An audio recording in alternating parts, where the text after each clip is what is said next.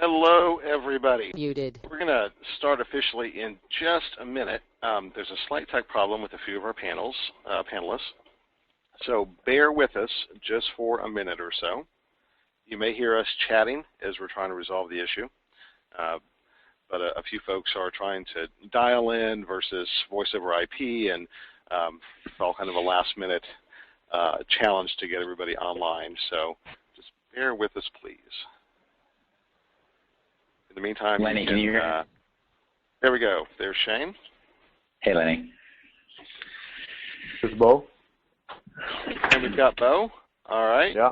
And do we have Rolfe? Yep. And Paul? I'm here. All right. And Ari? Hi, guys. Yay! We did it. All right. We're all on. So, isn't technology wonderful? You know, it wouldn't be a Friday if we weren't flying by the seat of our pants. So, so there we go. So, welcome everybody to the last event of the Festival of NewMR Innovation Day. And the way we're going to do this is there's actually two sessions, one starting now, which is a panel discussion on disruptive innovation and the future of insights. And then at 1:30, the secrets of innovative startups, 5 presentations on the DNA of success. Will, if you can advance the slide for me, I sure would appreciate that. All right, so our panelists for today on disruptive innovation and the future of insights, we have Paul McDonald of Google Consumer Surveys, Bo Mattsson of Cint, Ari Popper of Sci Futures, Shane Skillen of HotSpecs, and Rolfe Swinton of RealityMind. And rather than me introduce them, I'm going to have them go around and give a brief introduction, and then we're going to dive right in. So we'll just start with the order on our screen. Paul, you first, please. Sure. So my name is Paul McDonald. I'm a product manager at Google, the product lead of Google Consumer Surveys. I've been at Google about 10 years, worked on lots of different things from search to AdWords. Most recently, I was the product lead for Gmail, doing strategy and design for the Gmail product, and now running Google Consumer Surveys. Thank you, Paul. Bo. I'm Bo. Thank you for having me here. I'm the founder and CEO of Cint. And before that, my life centered around finance and trading, and especially equity trading. That's pretty much me. Thank you. Ari. Hey, guys. Thanks, Lenny. Thanks, everyone, for inviting me to this great panel. I'm the founder and CEO of Sci Futures. And before that, I helped start up Brain Juicer in North America. I was there for about 6 years. And before that, I was the vice president at Millward Brown. Thank you, Ari. Shane. Oh, Shane, did we lose you? Okay. Well, I'll let you work on that. And Rolfe, how about you? So I'm Rolfe Swinton. Like a few of us sitting around this table, my background has not been straight from market research. I have been a serial entrepreneur. I had started up one of the early companies delivering movies over the internet in the late 90s. I got involved in the book manufacturing business and early player in e-books, which actually led me in a roundabout way to mobile. I founded Lumi Mobile about 5 years ago and saw an opportunity there, and really where I thought the most interesting things is in the world of passive measurement. How do we understand people through the power of mobile technology? So we started up RealityMind, which we launched earlier this year. Thank you. Did we get Shane back yet? Can you hear me, Lenny? There we go. All right. Shane. Hey, Lenny. Great to be here. Sorry about the technical problems. I'm Shane Skillen. I'm the founder and CEO of HotSpecs Market Research and Innovation Consulting. And we're really focused on creating emotional measurement models that are scalable through web and mobile technology. And as of this year, we're working in about 17 different countries and always looking for great new people to join our team who are interested in our task of better understanding consumers about why they do the things they do. There's the recruiting pitch part of the session. Thank you, Shane. And I'm sure all the other leaders on the team or on the panel would echo that. So send your resumes to me. I'll forward them on. Thanks, Lenny. Now, one thing that's interesting for most of our panelists, or not so much for you, but they all came from outside the market research space and saw an opportunity here. So why don't we just kind of start things off with a quick roundtable topic on why did you choose to come into market research? What was the opportunity that you saw based on your external view to create some disruption and innovation in the space? So Rolfe, you kind of mentioned that a little bit. Why don't we start with you and think about the mobile context, and then we'll go back around really quickly. Sure. I guess for me, the way we got into market research was really in a backward way, where when we started up Lumi Mobile, we started off with a very specific technology in a way, which was our team in Finland at Lumi had created an incredible way to allow consumers to interact in real time around a live TV show.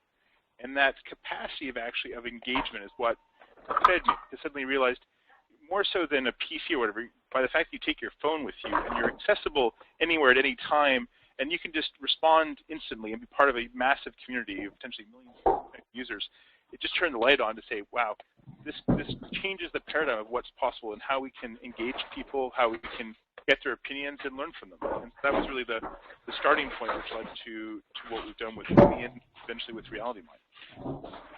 Okay. Now, Bo, you came from a trading background. How did that get you into research, and what was the disruptive opportunity that you saw? I think the reason why it came around or came about was that once I quit trading in the financial stuff in '97, I started up a consumer review opinion site, which is consumer opinion review site, with the main idea or the main business model being to be able to sell the access to those that had given reviews depending on the subject and the content of that review. That did, however, not work out at all. No one was prepared to pay for that, despite the fact that I thought it was a fantastic way to find very hard to get audiences very, very fast. So instead, we revamped the firm in 2003, along with me thinking at that time that creating an exchange and the plumbing around that, both on the supply side and bid side, would make sense when it comes to audiences as such. And that spills over as the reasons why we do not own any of the panels that are on board the platform. And we don't own any survey tools, and we don't integrate either backwards or forwards. We're heavily reliant on partners on both the bid side and the supply side of the exchange. So on the supply side, we have a huge number of panel partners that are using the panel management software, and also then opening it up and publishing those panels to buyers on the bid side. And the buyers either hook up through the APIs or directly into the exchange. So from my point of view, given my trading background, I thought audiences as such should and could be traded as an asset class. So we are, in a way, a very boring company. I mean, we're about exchanges and plumbing. So, respondents as a tradable asset. Yeah. All right. Now, Paul, obviously, you probably made one of the biggest splashes of recent years when Google entered the fray. How did you guys get to the idea of entering into the research business, Google Consumer Surveys? Well, for us, it was a complete accident. I mean, our initial idea was to go out and enable publishers, people who produce premium content online, like the New York Times or the Wall Street Journal, enable them to allow their users to pay for the content with their time instead of their money. And we had several ideas of how users could do that. One was doing what we called human computation tasks, things that humans were good at doing but computers weren't very good at doing, like labeling an image or categorizing products, doing things that could be useful for us at Google. It turns out people don't really want to do that to get access to content, but they love giving their opinion and sharing their thoughts on products and other sort of market research type tasks. And so we built tools around creating surveys and analyzing the results of those surveys and providing more insight into that data so that we could enable people to get access to this content for free. So again, really more by accident than anything else that we're in this industry. And do you still see it primarily as a monetization strategy for publishers, or now are you seeing the opportunity more from the data collection and dissemination standpoint? Well, I mean, I think we always saw that there was an opportunity for the small and medium-sized businesses that are AdWords advertisers to sort of help them better understand their customers through this medium. But our goal still is to get people access to content. We're really focused on the user side of it, the respondent side in this case, because we want to make it really easy for them to get access to content online and make it free and accessible to everybody. Okay. Now, Shane, you stumbled into research as well. I think actually your background was in trading too, wasn't it? My background was in partying and drinking beer because But you're Canadian. I mean, yeah. Mostly the reason why was because we founded HotSpecs right out of undergraduate university, myself and a few friends, right around 2000. So it was sort of .com time, and our real goal was to make a difference in the world and work with brands that we thought were really cool. And our first business model was more so around co-creation than it was around research. We didn't really know that we were doing something called market research. And so our surveys when we launched were really, really hot. I mean, we spent, it took us 2 weeks to program a single survey because it had 3D models and videos and special applications built into them. And we were trying to, work with Coke and Nike and Airwalk to help create new products. And that model didn't work out too well for us. And since we had some investor money in behind us, we were trying to keep the lights on. And our friends at Millward Brown asked if we could put one of their phone trackers online. And because they would pay us, we figured we could keep our lights on for a few more months working with them. And we did it. And basically when we showed up after giving them the data back to the results presentation for a large automotive company, we were just blown away with how market research could be used to forecast the future and reposition brands. And we immediately changed our strategy to build a research company all around understanding consumers as deeply as possible so we could, again, work with brands to help them figure out where white space was for growth. And it's been a hell of a ride, and we enjoy each and every day. All right. Now, Ari, so you're doing arguably one of the more forward-looking things right now where you're taking your experience within the research space and then helping clients, and by clients primarily brands, if I understand your business model correctly, to think about what the future is going to hold. And doing that around science fiction narratives, which being a big geek, I just think is the coolest thing ever. So in a nutshell, when you think about the next 3 years, what technologies do you think are going to be primed to disrupt the research space even more so than it is today? Yeah, no, I think all of us, we're living in the most amazing time right now.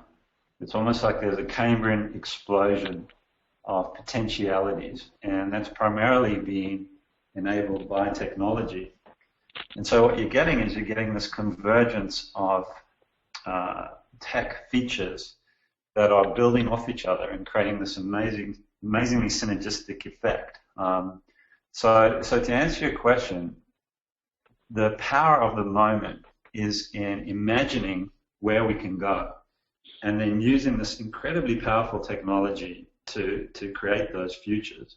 And that's essentially what I'm doing with my clients, is we're imagining these so-called science fiction scenarios and then actually figuring out we can create them. So for me, I think the future of research is really a combination of the power of mobile tech, the power of disruptive technology in the sense of GPS location, cameras on your phones, sensors embedded in your clothing, camera technology in stores, facial coding, and that in combination with all the advances in neuro, it's creating this incredible, almost like an artist's palette of potential futures that we can paint. And so what I do is I work with clients to basically paint those pictures and then help them make it a reality. So it's really the most amazing time for us to be in innovation or in research. And just a reminder to our audience, please feel free to submit questions via the question submission button on GoToWebinar or via Twitter. I am monitoring that. But now I want to kind of broaden that out, Arian, with the whole panel, and we're going to get a little less structured at this point. So thinking about the next 3 to 5 years, can each of you kind of give me your take on what technology you're looking at, or trend, maybe it's not technology, maybe it's just a trend. And what do you, let me back up and I'll simplify it. What do you think creates the greatest opportunity for disruption in the insight space over the next 3 to 5 years? And who wants to be first? Just jump in. Oh, come on. Are you all that polite? Okay. Then I'll call on people then. No, who's who? I heard a volunteer. Who will go first? I'll go for it. This is Paul. Hi, Paul. You know, I think when I look at sort of the future and market research, I'm really looking at the trends in technology that are sort of beyond the market research space, because I think market research and the industry that we're in has to be reactive to the way that the world is changing around us. And the biggest change that we see at Google is the switch from desktop to mobile in terms of computing. Over the last year, our mobile traffic has tripled, and our desktop traffic has gone down and is continuing to go down.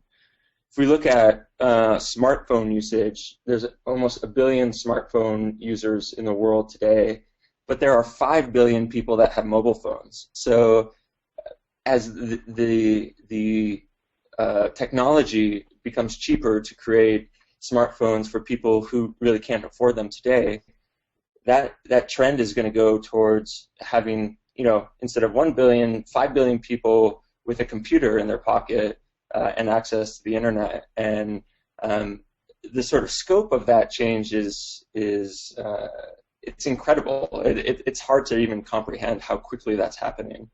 I mean, just take a look at India in particular.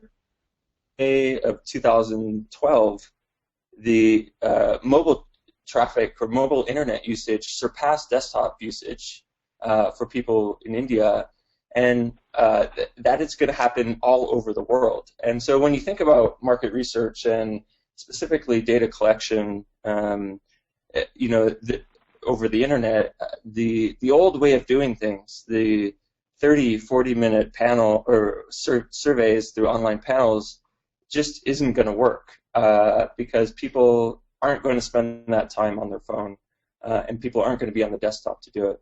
So I think that's the biggest trend that I see. I also sort of notice, at least at Google and other places, that the mobile phone is sort of, or I guess mobile computing is changing itself. Instead of being, you know, a phone in your pocket, it's eyeglasses that you're wearing or a watch on your wrist. And so, you know, I think the way that people interact with the world around us is going to change because of mobile computing, and that's easily the biggest trend that we see here. Okay.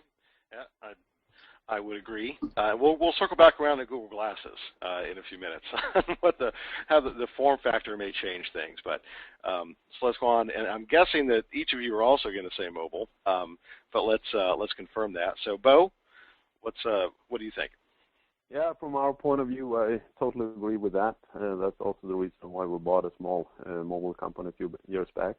Not so much in order to be able to do the tools needed to do the interviewing, because once again we're not there. That's what I meant also when I said that we were kind of a dull company, because what we're trying to do is to make all these respondents and audiences connectable, so to speak, either through the web, on a PC, or using the mobile. But we're not taking a bet on how to best interact with these people, because that's obviously up to others to create. Our main goal is to make sure and invest into making the ability to connect to and interact with the correct audiences and making those representative what they are supposed to be representative for the buyer. At the same time, also marrying all that profiling data that we're sitting on, together with the publishers owning these registers, together with a lot of web tracking, mobile tracking data. So I totally agree with that. Mobile is going to change a whole lot, but it's, at least for me, and I might be slightly stupid, I've hard to see exactly how that migration to understanding the behavior of the consumer on the mobile is going to look like. I'm totally dead sure that we will not see any 45 minute surveys on the mobile, because no one, as you said, Paul, is going to take those surveys. At the same time, the vast majority of the money being paid today is in that arena. So it's going to be extremely interesting to see how this plays out in the next 1 or 2 or 3 years, and what the change will actually end up look like. But once again, we're not in that arena really, so we're doing our best to, we're trying to invest all our resources into making the audiences as accessible as possible. Okay, you bring up a good point though about the data extension that's part of the mobile paradigm as well, and I think, Paul, you hint that too, as we're accessing much more observed or behavioral data via geolocation, et cetera, and what does that mean? So that'll lead us into the topic of kind of big data analytics in a few minutes. But Shane, so your approach is to really understand the drivers of behavior from an emotional standpoint. So, one, do you agree that mobile is going to be a big play for you, or is there something else that you see that is going to be highly disruptive, that will change things and will allow us to gain greater insight into the unconscious drivers of behavior versus just the observed? Yeah, I mean, that's really what we're focused on at HotSpecs is being able to best predict what people will do. And our research indicates that by measuring the subconscious and the emotions, you can predict in many categories up to 50% of their behavior. Things like vodka, full 91% of what drives that category is actually emotional in nature. A lot less than things like vitamins, where it's 18%. So we're very focused on what are the right questions that we ask, so that we can understand what's going on with people rationally and emotionally, so we can understand their needs, so our clients can deliver products and services against them. That said, mobile is interesting, and we're sort of technology platform agnostic. We just need devices to ask people questions with, and I like the idea of the added technology that mobile allows in terms of GPS, ballistics. You can figure out if someone's moving, if they're not moving. I like the idea that Bluetooth devices that can maybe measure biometric responses can be put together as part of the equation as well too. We're actually looking at some more deep biological ways to measure true emotion, and always with the drive to best understand what's going on with people subconsciously, because we know that to be the best predictor of what their behavior is actually going to be. Okay. Now, Rolfe, so you obviously have bet big on mobile throughout your career, and also more of the focus on the passive measurement. do you see technologies emerging that will allow us to be able to merge the active and the passive and even the biometric over the next few years? And what might that look like? I think you're right. I think the blending of these things is where the opportunity comes. I think there's another important blend that's happening here as well, which is when we talk about market research, there's been this big wall between the world of market research and marketing, and I think that wall is going to have to be torn down, and I think arguably already is by what Google's doing, Facebook, by the very nature of their businesses. And that's, if you think about, let's take for example, imagine a retailer. Retailers have been trying to understand when someone's going to buy something, and have spent a lot of money with people like Dunnhumby to run loyalty programs to track expenditure in that, where really what's a mobile device now? But in fact, it's like retailers now have the capacity to have their own Dunnhumby running in the pocket of every one of their customers, where you've got a device which can be tracking someone's behavior along their entire path to purchase, and they pull it out. You can use your camera to even see how they're feeling, to the point about emotion. You can see what's their emotional expression at the time they're making a decision if they're looking at something and choosing prices. So I think that the blend of this, to get away from a probabilistic model of research to actually having highly detailed profiles of individuals is what this technology enables us. So it's necessarily going to have to be a blend of these tools. Passive research is going to help us understand a lot of behaviors. At the same time, you never understand the full picture. So the whys are always going to have to be answered by a question, although perhaps you only need to ask one or two and get away from having to ask dozens and dozens of questions in a long survey format all at one time, which what person wants to spend the time now? It's very hard to get people to do that. But if you can be smart about blending these things, as you said, let's understand the emotion, let's understand the physical state, where they've been coming from it, and then finally ask why did you buy this, or why didn't you choose this other thing? It's going to help people get to very rich views on what's actually making us tick a lot more efficiently. So you're describing a more holistic engagement. A few times this week, this has just resonated with me, and I've spouted out a couple times that P&G recently said that their goal was to have an individual one-to-one relationship with every person on the planet. And so you think about the implications of that. Of one, it's wow, how are we going to achieve that? But secondly, think, well, if you follow that through, then that does mean that the insight function and the marketing function and the engagement pieces all become part of a very holistic process of consumer engagement. We can set aside the arguments about whether or not people want an individual relationship with P&G or not. The reality is that the ability to aggregate that information is either here or almost here. So, Paul, I want to switch back to you, because obviously when you think about the gurus of data aggregation, well, it's Google. So let's play that out for a few minutes, because I think there's two issues here.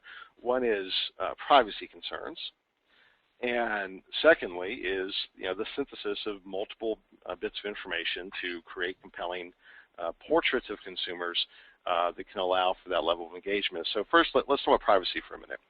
If we all agree that part of the future of the industry is, this kind of instant relationship with consumers via what's probably going to be a real-time, 24/7 type mobile device. What has to happen in terms of privacy?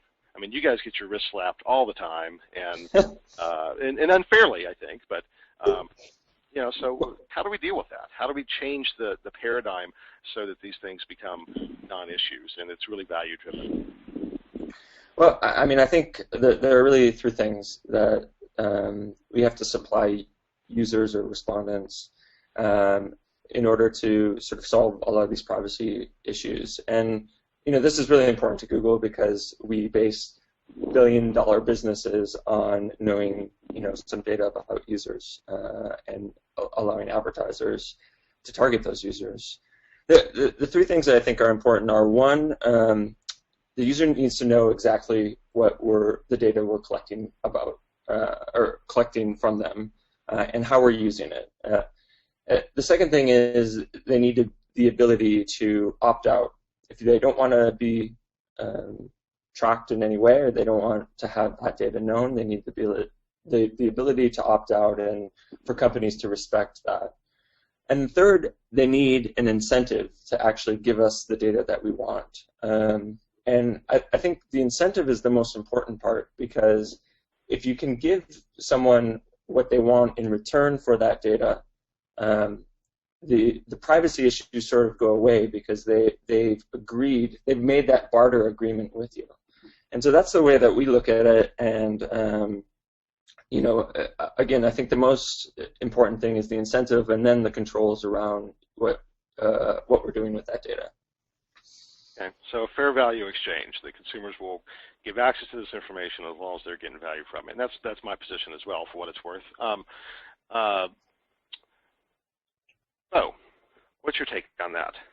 Since you're kind of trying to create the architecture to connect all of these consumers in order to engage in those relationships, what do you think?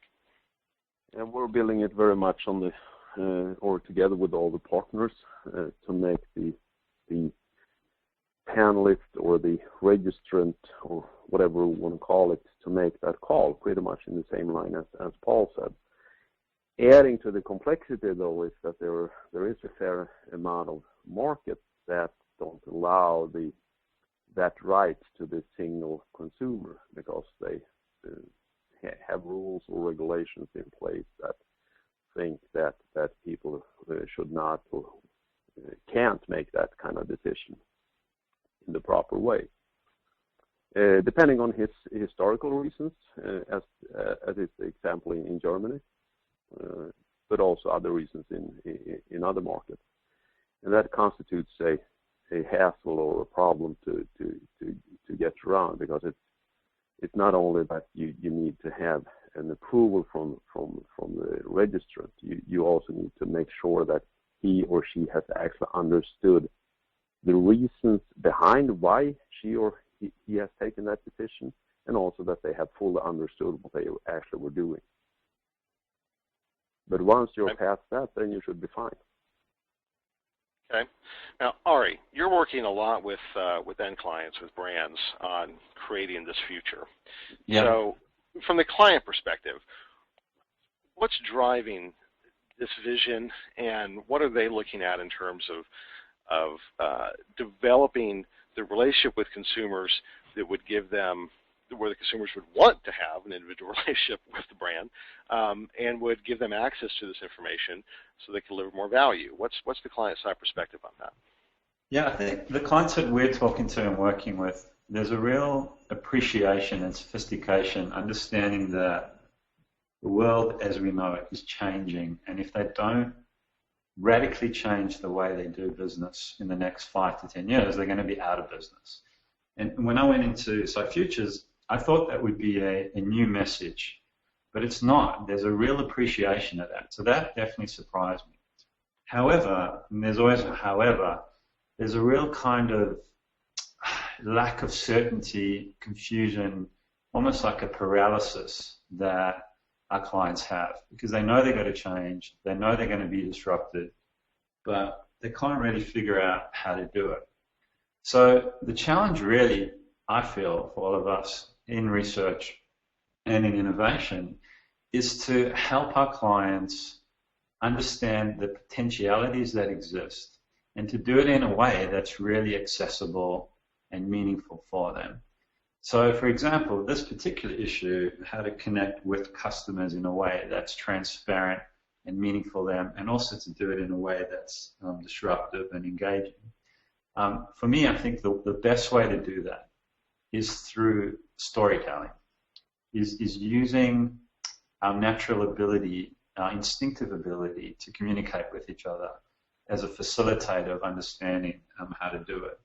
So when I work with clients, what I've found is that they get very excited about the world we live in, but they're terrified and or paralyzed.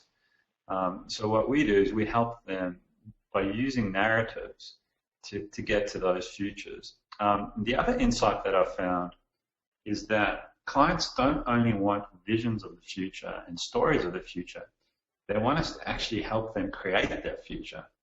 So what we've actually been doing is we've been partnering with technology companies, people who specialize in things like augmented reality, 3D mapping, mobile phone, the latest mobile tech, sensors, biotech, so that we can actually come to our clients with these solutions as well.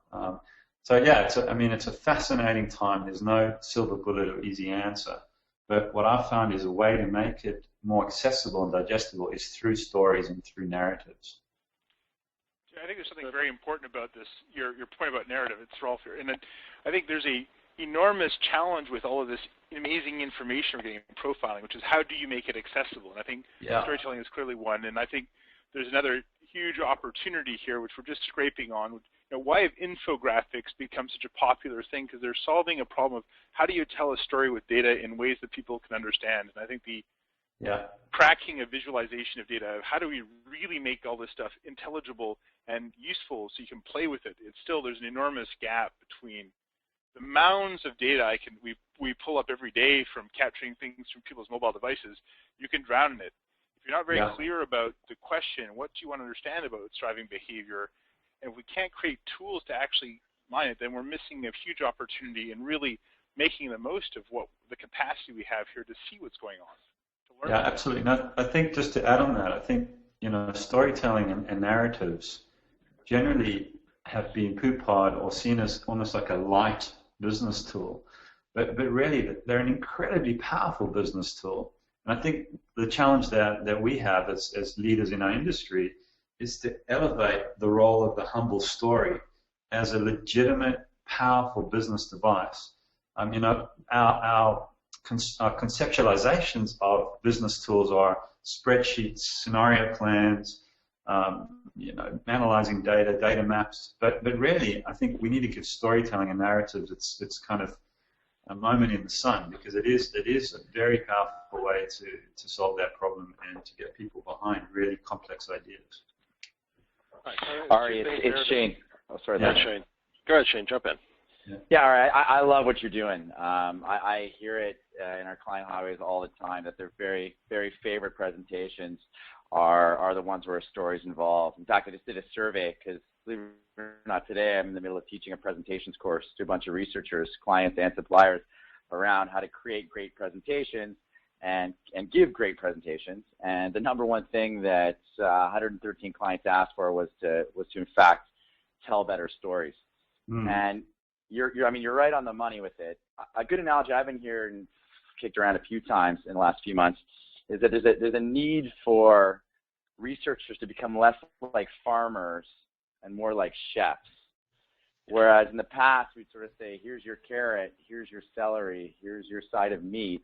Now I think there's an opportunity and almost an expectation for us to combine insights from multiple different sources, because I've actually combined Google survey results with social media results, with primary research results into a meal almost for a client, so that they could eat that meal and understand that opportunity more fully, so they could go forth and actually grow their business.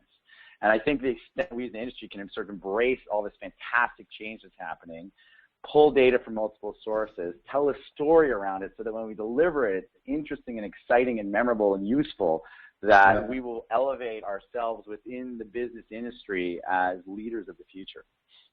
Yeah, great point. And I love what you're doing, Shane. You're using metaphor as well as a way and analogies as a way to communicate. This whole idea of being a chef, and I mean that's exactly the kind of communication devices that we need to use to really help people get what we're trying to say. All right, so let's follow that through for a minute, because I think there's a couple of points in there that we should dive into, and one are the implications from business models for current research providers. Secondly, how to transform the research function on either the client or the supplier side into this, Iron Chef of insights type of model. And then third, what tools are going to allow us to do that? Because currently a lot of the research is focused on the tools. The model we're talking about, the tools become secondary. The tools are simply enabling technologies, and it's going to come from a variety of different places. My bet is primarily not from traditional research suppliers as the tools evolve. So first let's think about the business model implications of that. Shane, you're the only one on the panel who is running a full-service company. You know, everybody else is primarily tech-focused, or like Ari and I are consultants. So when you think about the implications for your business as a full-service provider, where does that take you? I mean, it's a great question. You know, our fundamental goal is, I mean, we're sort of methodology agnostic. We want to uncover opportunities and best understand consumers to meet our clients' needs so they can grow their brands. A lot of our learning over the last 4 years, and, you know, millions of dollars invested, is really around how we actually measure 96 different distinct emotions at HotSpecs, and each emotion we view as a different sort of chemical signature that happens within the body. And we have a model that predicts what someone's going to do to the extent they're actually feeling that emotion.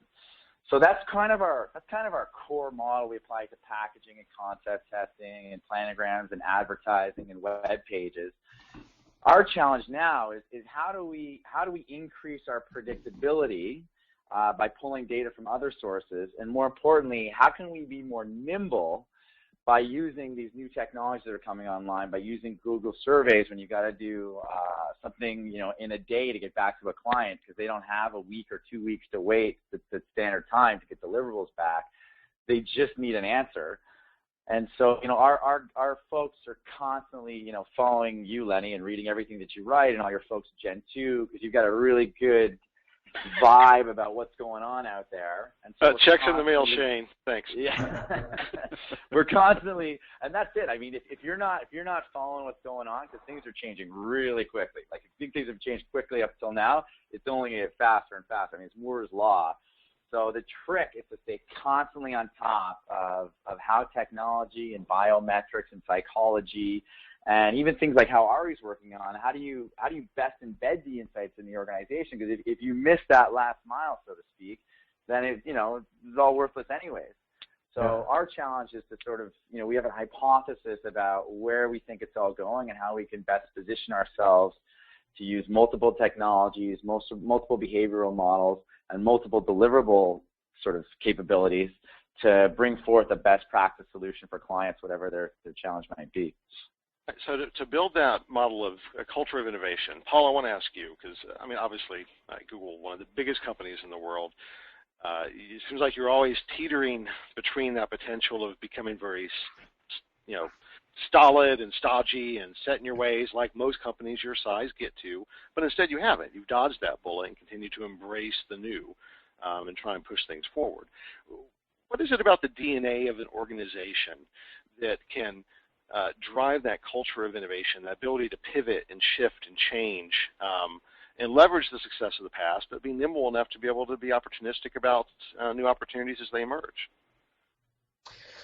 Well, that's a good question. I mean, I think the way that Google works is a little bit different from most companies.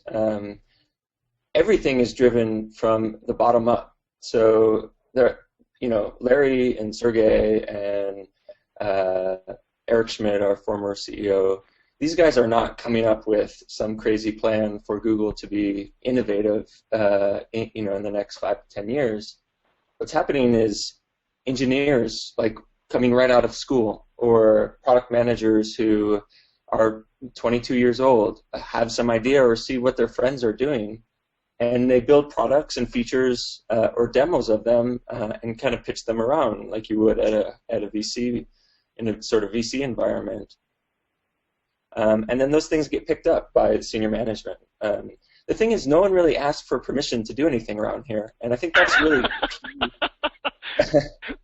I love that, Paul. Sorry, go ahead. No, it's true, but I mean, it's actually key to keeping the innovation going, because you don't, there isn't some like directive that you have to meet. You have to find something that, or you basically have to do something that people want to use, and you got to make users' lives easier.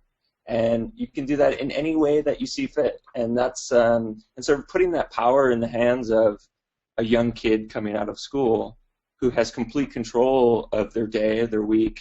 No one is really telling them what to do. It seems like chaos, and it is, but at the same time, that's where the innovation comes from, I think. It may be different at other companies, but that's the way that it works at Google. Well, so effectively you function as a nonstop hackathon-incubator. Is that what I'm hearing? Yeah, no, exactly. I mean, there has been recently some emphasis on focusing in specific strategic areas, but within each of those areas, it's really up to the lowest level of employee to make things happen, not from the top down, but from the bottoms up. Very cool, very cool. So then, responses to that, the rest of you, when you think about the research industry, that is not something that our industry embraces. I think we would all agree that most research companies don't have that mentality of just, yeah, go out and play and figure out some way to make money and let us know, and we'll take care of it from there. So how do we borrow from that?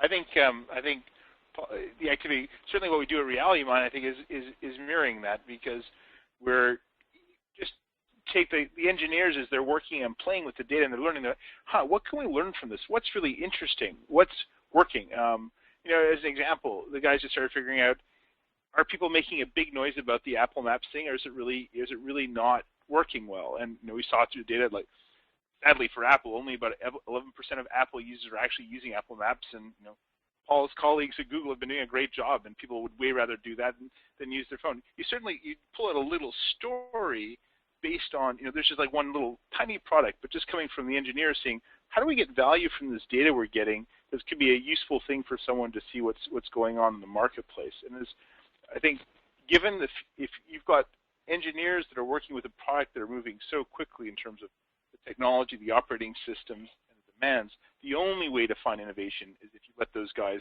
figure out how to put those two things. What are clients asking for? What are the problems they're trying to solve? And what can you do with these tools? And how do you help bridge that gap? I think it's incredibly important to let those guys have the free rein to actually experiment and come up with those ideas. You can't move fast enough. You certainly can't do that top down and make the most of the talents of those guys. So part of that then has to be changing the relationship between the research supplier and the client. Since, well, I just said, most research companies are treated as a supplier, as a vendor, as a widget, not as a trusted advisor. There's certainly exceptions to that, and there's certainly a lot of companies that are moving past that, which is very hopeful.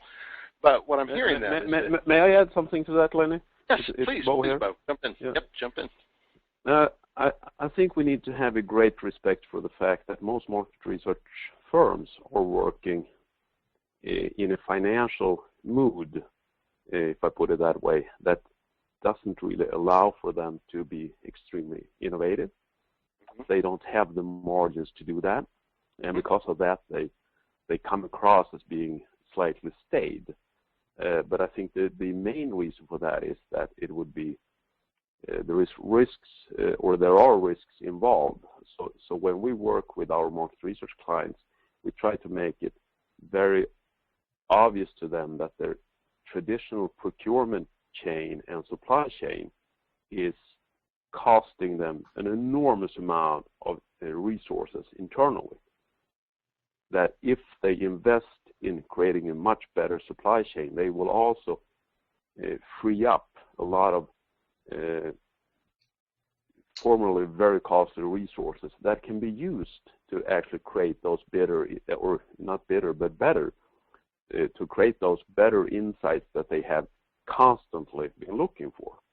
Right. But that there needs to be a opening up on the financial side. Otherwise, they will not take that step because the risks involved are just seem to be too great. Great point, and agree with you 100%. I mean, this is a cost-plus business for the most part, and even the largest research organizations that make most of the money off trackers and in syndication still don't have significant margins to be able to invest heavily in internal innovation. And quite frankly, it's not even they're culturally they don't necessarily support that. They acquire exactly, but I think one of the main reasons are that their supply chain looks like hell. Pardon my French. I mean, if cars would have been manufactured in the way market research, great research, supply chain-wise, the cars, we would not be able to afford the cars. Okay. I don't disagree with that at all. Okay. Go ahead. Can I interject here? I mean, I think, sorry, this is Paul from Google again. I think if you ask anyone at Google, like, why is Google innovative, or why do we keep being innovative?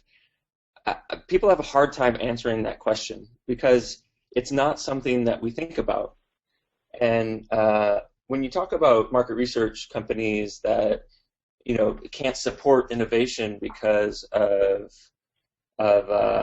resource constraints or financial constraints, I think that's the wrong way to look at it, because that implies that they're going to have some process for innovation, and I don't think you can do that. What you have to do is empower people at the people closest to the clients, the people who have access to the data, to come up with something new and pitch it to the clients, regardless of whether or not it's going to be successful or not. You have to think about you have to think sort of budget, I guess, in some sense for some amount of failure. But really, it's about sort of empowering the lowest level employees to do things that are interesting, and not like having a process for innovation. And maybe that's what you guys mean, but it comes across as sort of strange question to me, because we don't even think about how to innovate. It just is embedded in what we do. I totally agree, Paul. I don't think you can order innovation, but what I mean, I think they need to have a much better supply chain process in order to be able to dare to take the step to tell all the new employees between 20 and 25, well, please try something new. Otherwise, they will just put them straight into the current organization and tell them what to do. So your point, Bo, is that traditional market research companies need to streamline and change their business models, so therefore they can invest in creating a culture that supports open innovation similar to Google. Is that fair enough? Exactly. Yeah. And I'll just jump in here. Paul, I love what you're saying. It's something we've been very successful with over the last 4 years now, where we've just asked some of our bigger clients, these are some of the biggest companies in the world, to come on a journey with us and to create a safe space where we can fail, where we can learn, we can partner together, we have a good time, it's exciting, we have new discoveries, and I'd say in 9 out of 10 cases where we've gone on a journey with a client to co-create a new model, it's been successful. But another interesting to think about is, at the end of the day, we're all playing the game of life, and our clients, they're not going to get promoted and achieve all the hope and the glory and fame they'd like by hiring Millward Brown to do ad testing or doing another Bases test. They're looking for opportunities to do new cool stuff and looking for opportunities to invent things so that they can stand out amongst the plethora of other people on their level in their organizations, so they can get ahead. And if you can tell a story to them the way Ari would do it, like Ari would be a perfect guy to craft a pitch for a new product development initiative at one of these big global companies, and get them excited about it and see the potential where it could take them. You find there'll be a lot of interest and a lot of budget available there. They can help co-create new methodologies that will both be fun and exciting for them to do, can help grow their brands, and also help them make a name for themselves as well. Guys, we're closing at the top of the hour, so there's one other question I want to ask, and then I want to get to kind of a closing vision statement. So, listening to the conversation over the last 45 odd minutes, what I'm hearing is that the keys to opening up the possibilities of disruptive innovation within our space, and that means the traditional players engaging in that process. One is going to be opening up our eyes and engaging outside of research with other sectors where a lot of the technology is being created that can be harnessed for disruption. Fair enough?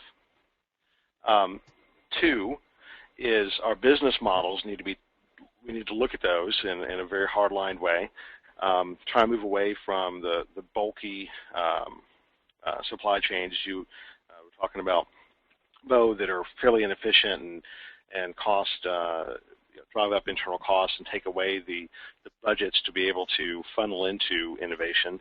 And then three, a cultural shift to be open to risk and experimentation and engaging with our clients as partners in doing that.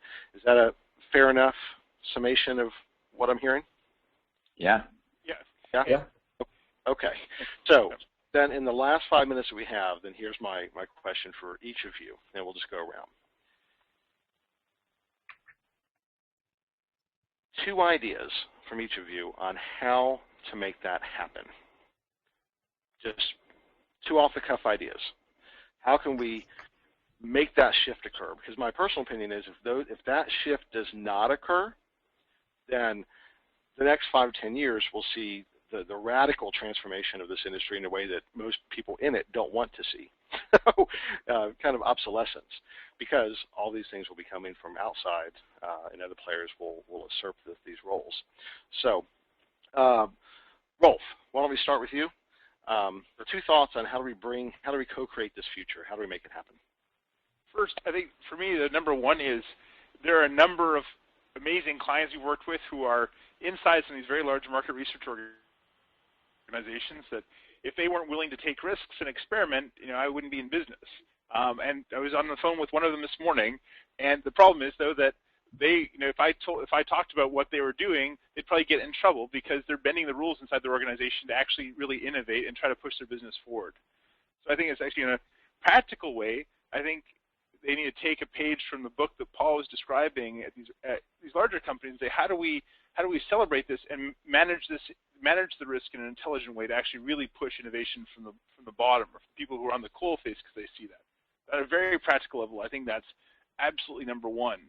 And I think the second part is, I think that people who want to try to push this forward need to accept that they've got to get out of the office and go and work in a different part of the space for a while, or exchange. Like, I think there'd be nothing better than people from the market research firms to go and how do we go do a job exchange with a Google, with a Facebook, with someone in a very different space to actually really see how this technology is working, because the way that consumers are behaving, to actually see that from a very different perspective, I think is instrumental.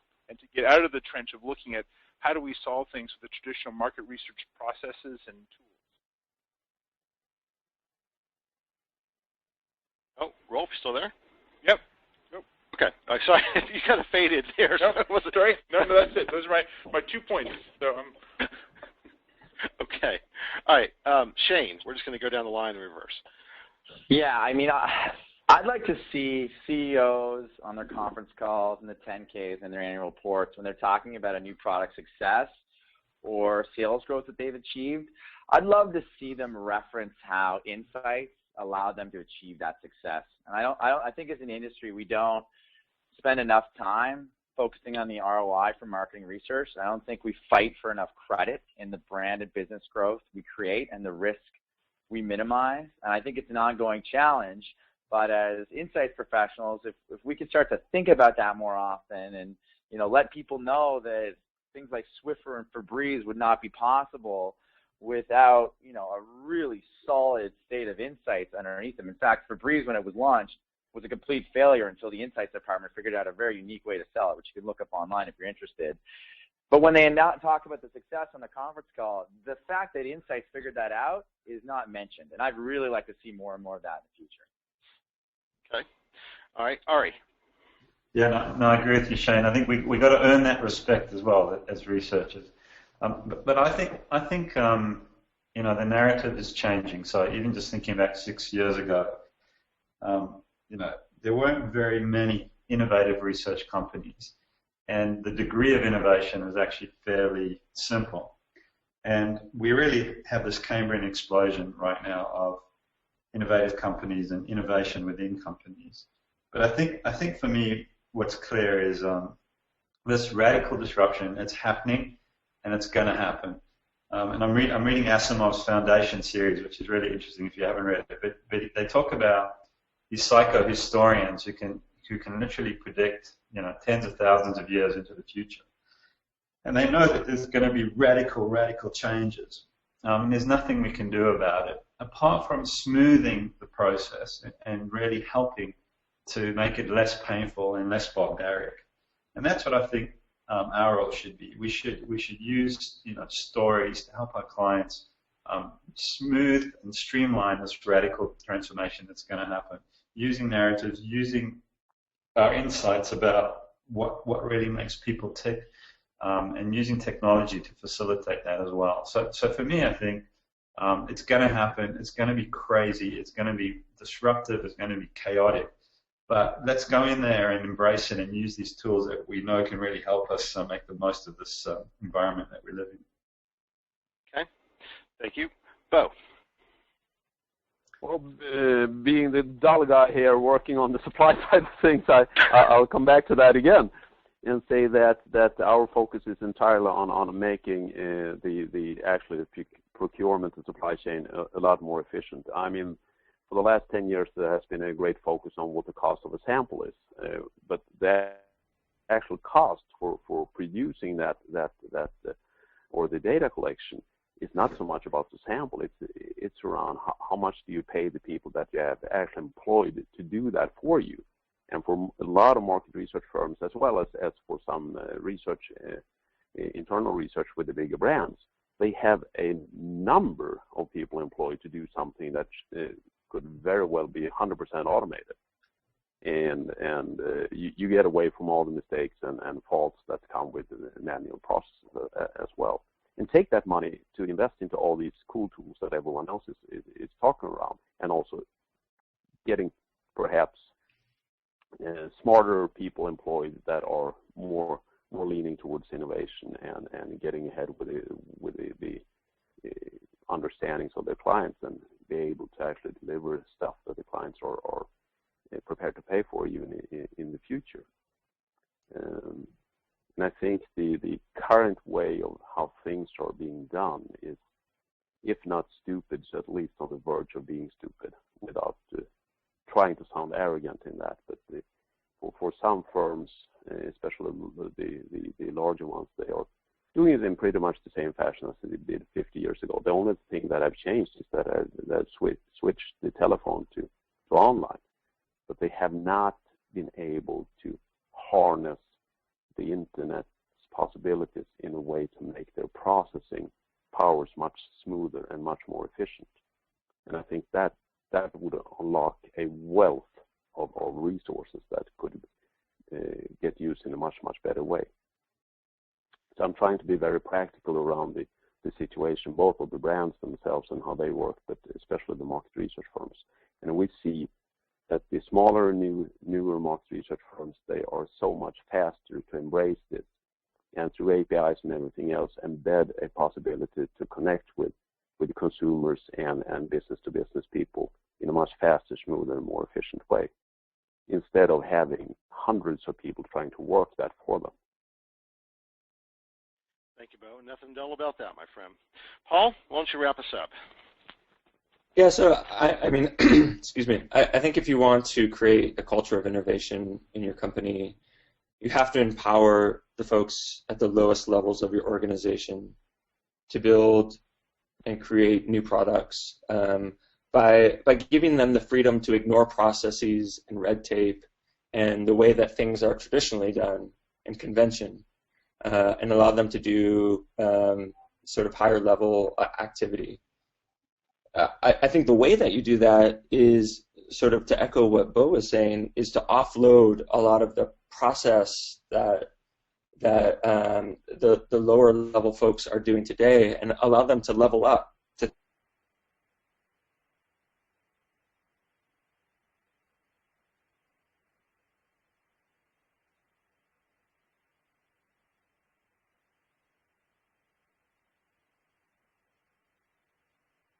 And that's happening in the market research industry, I think, is around sort of offloading a lot of that process, the data collection, and allowing the market research firms and the clients to think about how to tell a story with that data and solve a business problem.